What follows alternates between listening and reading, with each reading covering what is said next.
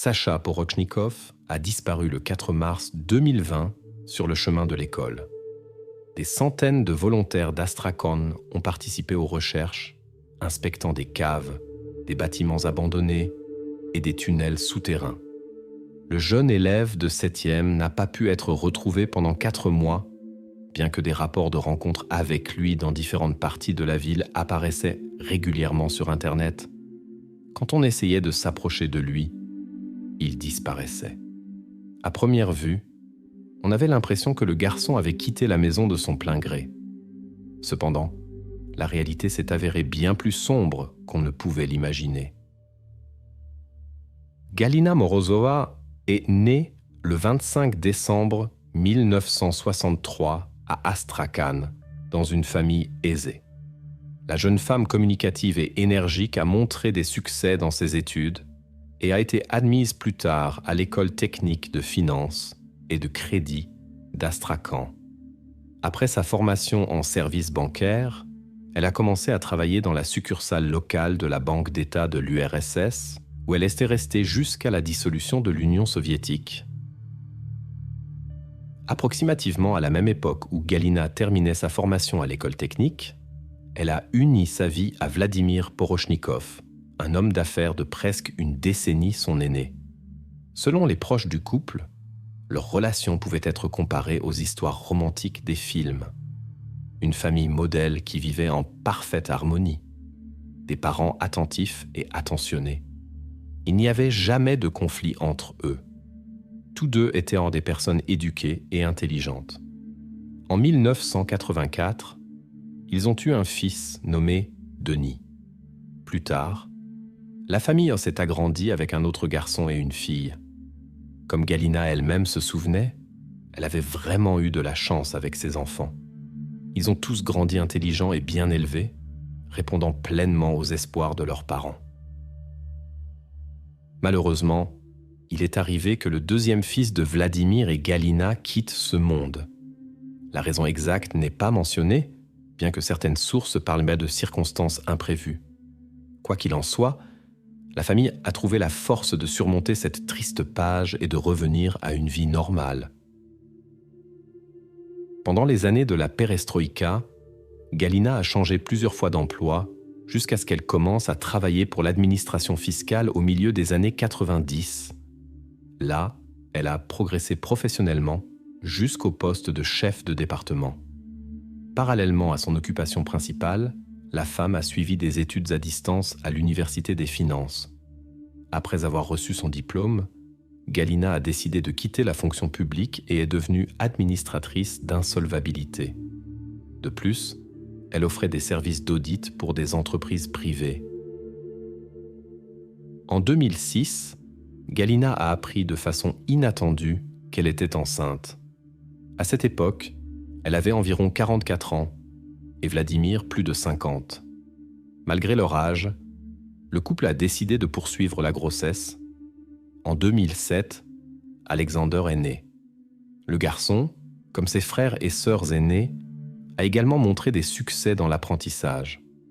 Il pratiquait le sport, est devenu champion du district fédéral du Sud en taekwondo et fréquentait aussi une école de musique où il remportait des prix lors de concours de piano pour enfants. En 2019, Alexander est entré dans le corps des cadets cosaques de la région d'Astrakhan. À cette époque, Galina a commencé à s'engager activement en politique.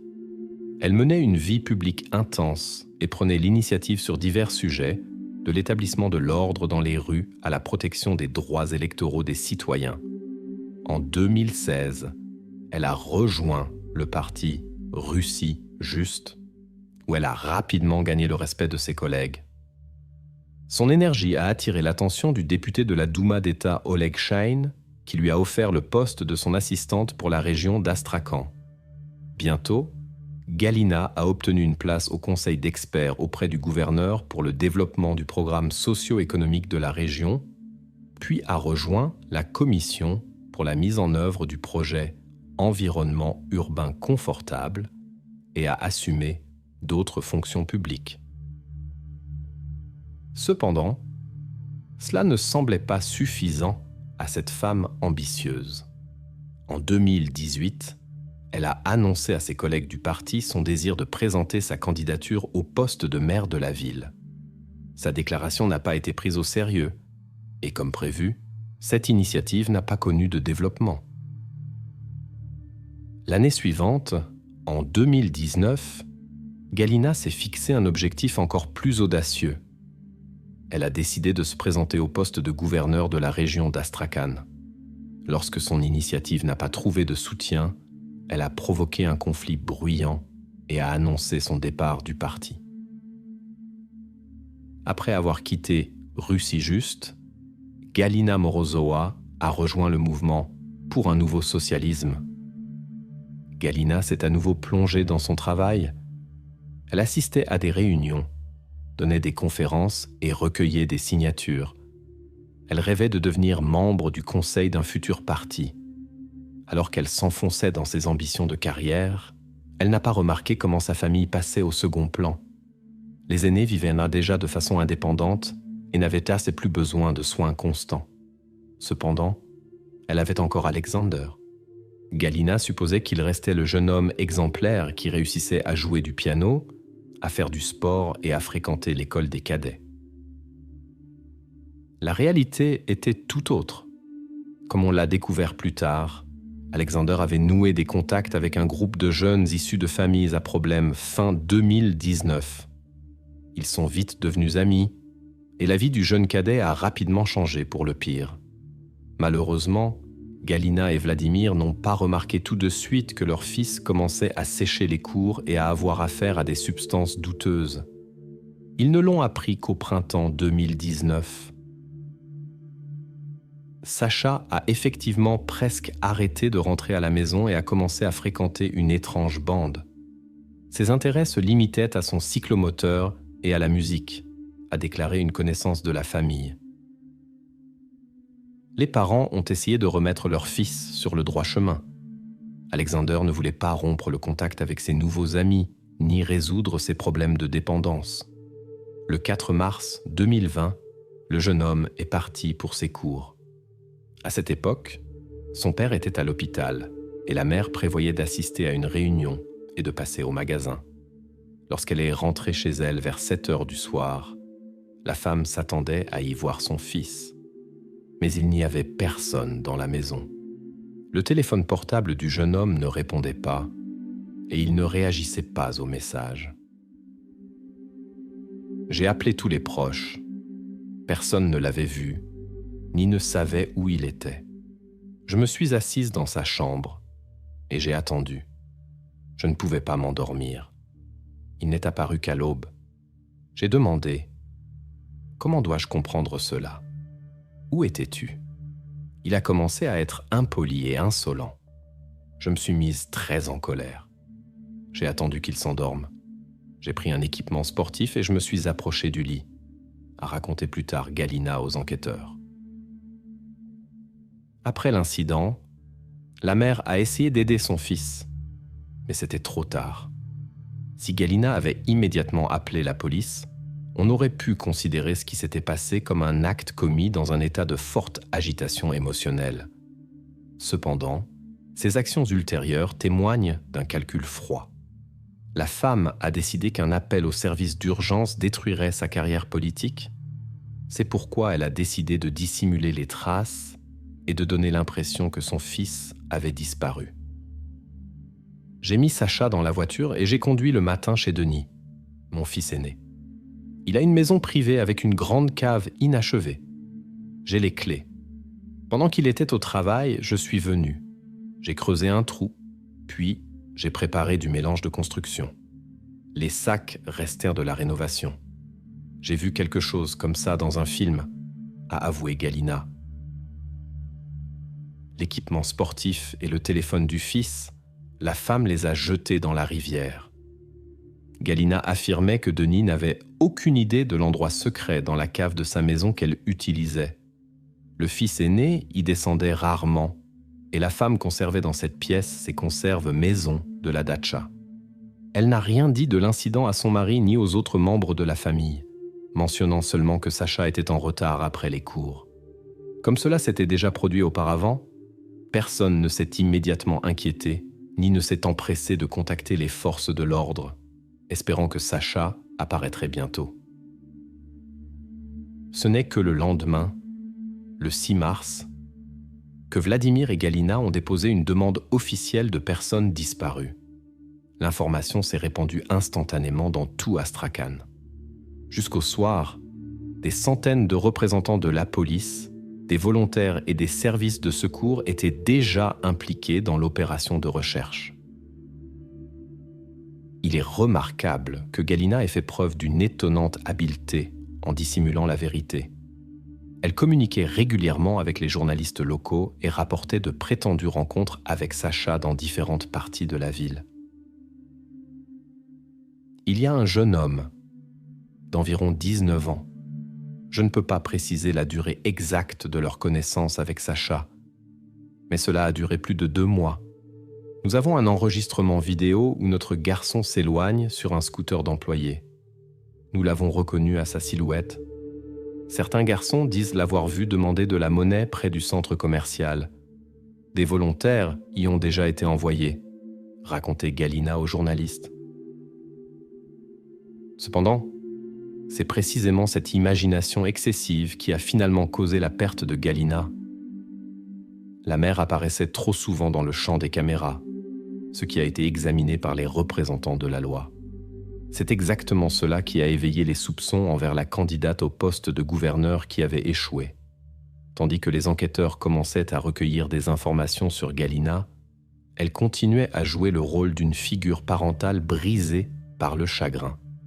La femme suppliait même les policiers de trouver son fils et de l'arrêter par tous les moyens, affirmant que Sacha était complètement hors de contrôle.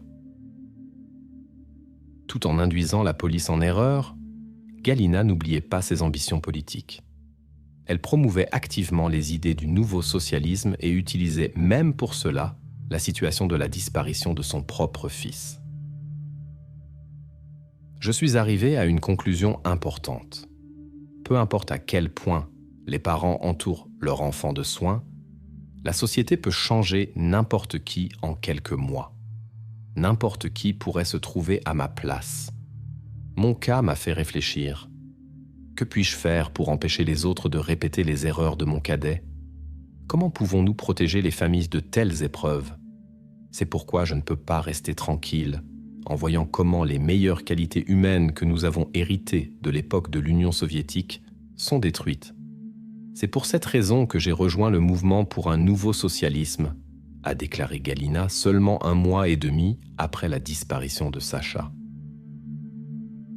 Comme mentionné précédemment, les forces de l'ordre soupçonnaient Galina d'être impliquée dans la disparition de son fils, mais n'avait pas de preuves suffisantes, car elle dissimulait soigneusement tous les indices. Cependant, tous les habitants d'Astrakhan ne croyaient pas à son histoire. La plupart des gens étaient d'accord avec les enquêteurs et trouvaient que la mère de l'élève disparu se comportait de manière inhabituelle. Le journaliste local Gleb Ivanov a publiquement mis en doute la sincérité des sentiments de Galina et l'a accusé d'utiliser la situation avec son fils pour promouvoir sa carrière politique. La femme a réagi vivement à ces déclarations et a qualifié Ivanov de charognard. Des gens comme toi, Gleb Ivanov, étaient semblables, ne m'arrêteront pas. Le cœur d'une mère, multiplié par l'amour de la patrie, me donnera la force d'avancer. Ne faites pas honte à vos mères, ne racontez pas de fables comme quoi vous croyez en Dieu. Mon fils est une personnalité exceptionnelle. La puberté fait partie du destin de chacun, et chacun a son propre temps. Les possibilités d'un député ont toujours dépassé les possibilités d'un citoyen ordinaire. Être député signifie pour moi non seulement aider les gens, mais aussi aider mon fils quand il reviendra. Après de telles déclarations retentissantes, les soupçons des autorités policières n'ont fait que se renforcer. Début juillet 2020, Galina a été convoquée plusieurs fois pour des interrogatoires. Finalement, elle n'a pas résisté à la pression et a fait des aveux qui ont choqué tous ceux qui la connaissaient pas. J'ai toujours pensé que j'avais la meilleure famille, la mère la plus merveilleuse et la vie la plus parfaite. Jusqu'à ce jour fatidique. En un instant, tout s'est effondré. Je suis resté sans mon frère, sans mère. Et mon père aura du mal à le supporter. C'est ainsi que Natalia, la fille de Galina, a réagi à la nouvelle de l'arrestation de sa mère. Les habitants d'Astrakhan ont été choqués par cette histoire. Après tout, Galina Morozova était une militante connue et une personnalité publique qui jouait un rôle important dans la politique régionale. Les autorités d'enquête ont découvert les restes du jeune Alexander sous le sol en béton dans la maison du fils aîné de Galina.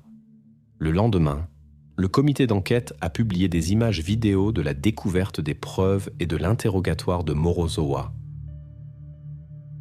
Initialement, les enquêteurs supposaient que le mari et les enfants de Galina étaient au courant de l'incident et aidaient à cacher la vérité. Une question logique se posait. Une femme pouvait-elle gérer indépendamment toutes les étapes de l'élimination des traces? Cependant, l'enquête n'a pas réussi à prouver l'implication des proches dans les événements. Pendant l'enquête et les audiences préliminaires, Galina est restée calme. Elle a raconté froidement ses actions et comment elle a éliminé les preuves. Cependant, lors de la première audience au tribunal, sa maîtrise de soi s'est fissurée. L'accusé a éclaté en sanglots et a pleinement avoué sa culpabilité. En décembre 2020, le tribunal régional d'Astrakhan a condamné Galina Morozova à 14 ans de prison dans une colonie pénitentiaire à régime général. Je pensais qu'elle serait déclarée irresponsable, car une personne normale n'est pas capable de faire une chose pareille. Mais elle a été jugée parfaitement saine d'esprit. Comment peut-on traiter ainsi son propre fils et ensuite construire une carrière là-dessus? Je n'ai jamais rencontré d'âme plus sombre, a partagé une habitante d'Astrakhan.